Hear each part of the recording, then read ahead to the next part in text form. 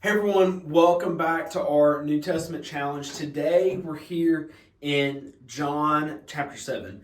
And today, as we start down this video of what you've read, I want to paint a picture for you. I want you to close your eyes and I want you to think school is out, it's summertime, it's hot outside. You've just finished up with sports practice, or if your parents are mean, going out and doing yard work or whatever. But it's hot, you're thirsty, and you come in, and every single human being has this feeling. It's a feeling of thirst. You're thirsty. You desire something to quench that thirst. Now here's the deal. I've been sitting here drinking water just to prove my point. You're hot, you're thirsty, you desire something to quench your thirst. You go in, hopefully you get some water or something that's not a soda, because those aren't great for quenching your thirst. But here's the deal. But beside all that, this is the point I'm trying to make.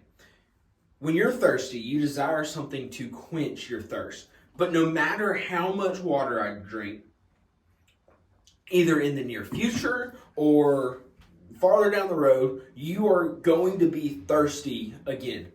Water only satisfies temporarily our thirst. It's a temporary fix to a permanent issue. You're never not going to have the feeling of thirsty in your life until you pass on from this world.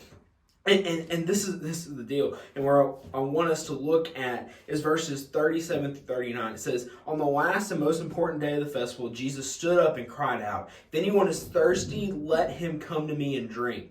The one who believes in me, as the scripture has said, will have streams of living water flow from deep within him.'" He said this about the Spirit. Those who believed in Jesus were going to receive the Spirit, for the Spirit had not yet been given because Jesus had yet been glorified.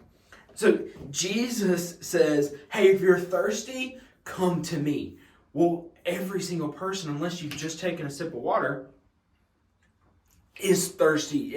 All of us long, and we long to have this quench, our thirst quenched. But this thing, nothing in this world is going to quench our thirst for forever.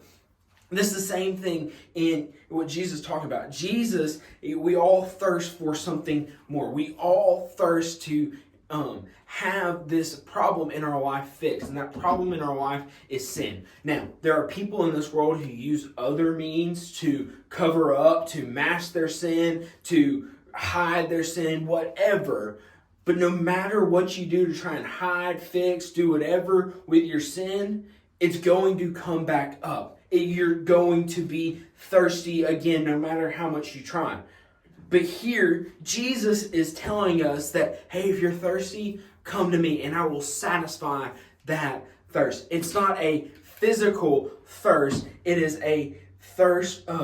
He can provide living water. He provides water that will never run out. He provides water that is eternal. He provides water that gives life. Everything else will lead to death, but Jesus, the living water, will bring life. So this is what I'm trying to tell you today as you read John chapter 7. We all have this need. We all have this desire to have our thirst quenched, whether physically or with something else in our life. But no matter what we do, no matter how hard we try to find some other way to quench our thirst, to fill a hole in our life, it's never going to be filled. The only person that can satisfy us is Jesus. He's the only one who has the capability to satisfy us. Because when we truly start to look at what Jesus has done for us, we start to realize how truly meaningless this world is. And then when we take our eyes off of what we need and what we desire and what we think is going to fix our life, and we turn to Jesus, we see how truly He solves all our problems for us.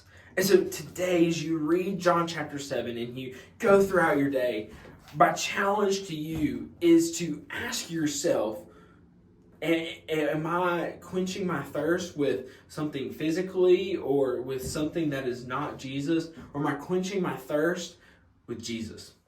Because he's the only one who can truly satisfy. Hope you have a great rest of your day.